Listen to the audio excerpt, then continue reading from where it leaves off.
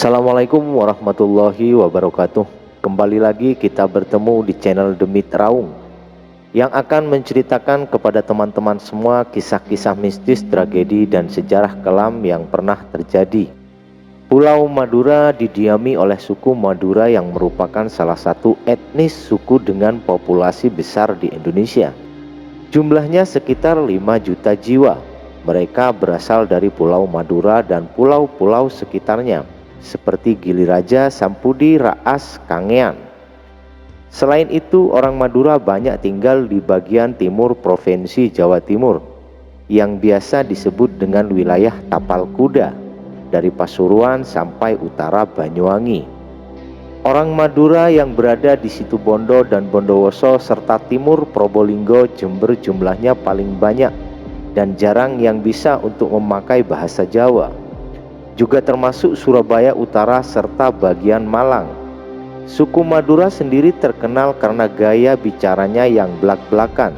Masyarakat Madura juga dikenal hemat, disiplin, dan rajin bekerja keras. Harga diri juga paling penting dalam kehidupan masyarakat Madura. Mereka memiliki sebuah falsafah katempeng pote mata, angok pote tolang. Sifat yang seperti itulah yang melahirkan tradisi carok pada sebagian masyarakat Madura. Mengungkap sejarah juang pria Madura memang tidak terlepas dari kesan keberanian dalam menumpahkan darah ke bumi. Hal yang demikian dilakukan sebagian orang dalam mempertahankan kehormatannya. Kali ini saya akan mengupas sedikit tentang sejarah asal-usul carok, yang berarti berkelahi secara jantan satu lawan satu sebagai tradisi di Pulau Madura.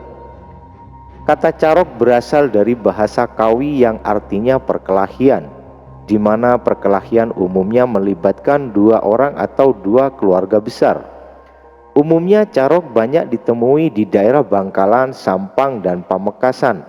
Hal ini biasanya dipicu karena persoalan kedudukan, perselingkuhan, rebutan harta, dendam turun-temurun, dan lain sebagainya. Secara anatomi, carok itu ecaca ben ero-orok atau dimutilasi dan dihancurkan.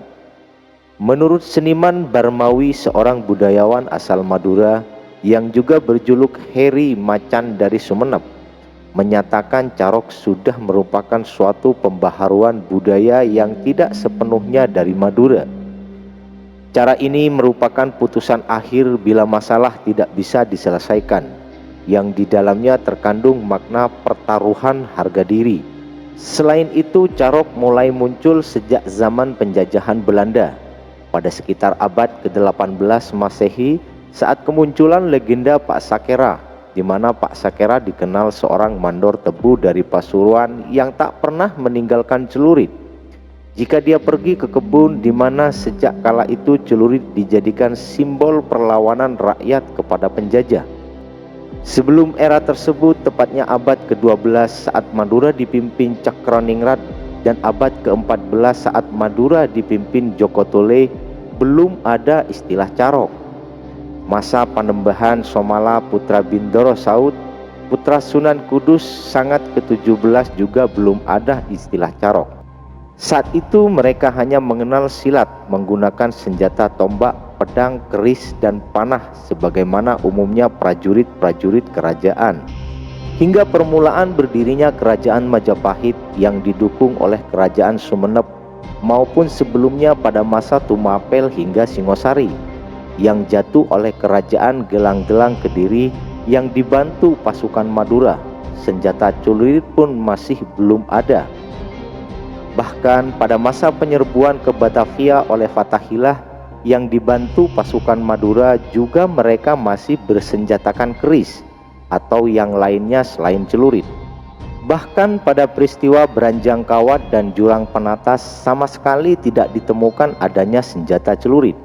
Pada saat itu hanya ada senjata calok yang disebutkan dalam Babat Sumeneb. Calok sendiri merupakan senjata kek lesap yang memberontak dan hampir menguasai semua dataran Madura. Senjata calok juga pernah dipakai bala tentara Ayutthaya Siam dalam perang melawan kerajaan lain. Pada masa itu yang populer berbentuk calok, selaben dan lancor. Konon senjata calok dibawa prajurit Madura ke Siam sebagai bagian dari bala bantuan kerajaan Madura dalam pengamanan di tanah Siam. Baru setelah Pak Sakera berhasil dihukum gantung di Pasuruan, Jawa Timur oleh Kompeni, rakyat mulai melakukan perlawanan menggunakan senjata celurit. Walau demikian, Belanda mengantisipasi dengan strategi politik mengadu domba pejuang Madura.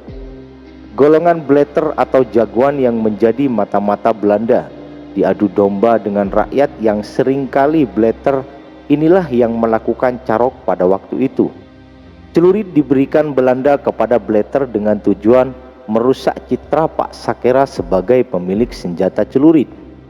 Kalau celurit dianggap sebagai simbol perlawanan rakyat jelata oleh Sakera, Belanda mencitrakan celurit sebagai senjata para jagoan dan penjahat. Sebagian masyarakat Madura terasuki hal itu.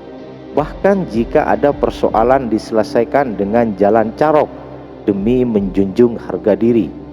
Mereka mengira budaya tersebut hasil ciptaan leluhurnya dan tidak sadar itu hasil rekayasa penjajah Belanda.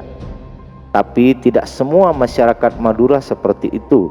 Mereka umumnya dari golongan priai santri dan keturunan orang-orang yang memiliki watak dan budi pekerti yang halus. Tahun 1970-an terjadi peristiwa tragis yang oleh orang Madura disebut tragedi Berek Temor atau Barat Timur, yakni gabungan antara blok Madura Barat yang diwakili Bangkalan dan Madura Timur diwakili Sampang.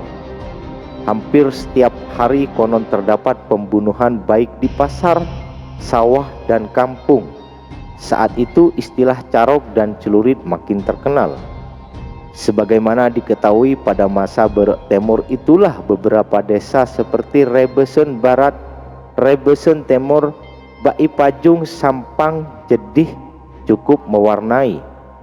Tragedi tersebut terjadi hingga keluar dari Pulau Madura, yakni Surabaya, Situbondo, Bondowoso, Jember, dan beberapa daerah lainnya. Sementara menurut Karim, seorang tokoh Madura asal Luk Hulu, carok zaman dulu adalah perkelahian duel hidup mati antara kedua belah pihak yang bertikai. Carok pada masa itu selalu identik dengan duel maut yang berujung dendam pada keluarga berikutnya. Selain pada masa itu, setiap orang yang hendak carok akan melakukan satu ritual khusus dengan doa selamatan ala Islam. Kemudian tidak tidur beberapa hari dan mengasah celurit mereka, serta mengasapinya dengan dupa. Keesokan harinya mereka menghiasi mukanya dengan arang hitam. Setiap orang yang bertemu meski tidak kenal akan langsung saling bunuh, asal mereka dari dua kubu tersebut. Tidak peduli mereka bertikai atau tidak, ini semua dilakukan demi harga diri desanya atau yang lainnya. Perkembangan desain celurit sendiri baru dimulai betul-betul khusus untuk membunuh. Diperkirakan masa revolusi 1945, Resimen 35 Joko Tole memberontak kepada Belanda di Pulau Madura. Belanda yang dibantu pasukan Cakra berhadapan dengan pasukan siluman tersebut. Meski tidak semua pasukan Resimen 35 Joko Tole ini memiliki senjata celurit, namun kerap terjadi pertarungan antara pasukan Cakra dengan Resimen 35 Joko Tole ini. Kedua belah pihak sudah ada yang menggunakan senjata celurit, meski hanya sebatas senjata ala kadarnya. Desain celurit yang sekarang ini kita lihat merupakan desain dari peristiwa Berek Temor yang menghebohkan di tahun 1968 hingga 80-an. Pada masa ini desain celurit mulai dikenal dengan berbagai bentuk, mulai dari celurit bulu ayam, celurit dang sabeh, dan celurit tekabeh, dan model yang lainnya.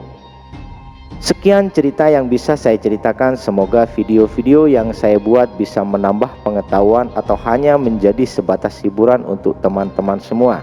Silakan tulis di kolom komentar jika ada kritik, saran, atau info yang belum saya sampaikan, serta like jika kalian suka dengan video ini dan subscribe untuk mengetahui update video saya selanjutnya. Assalamualaikum warahmatullahi wabarakatuh.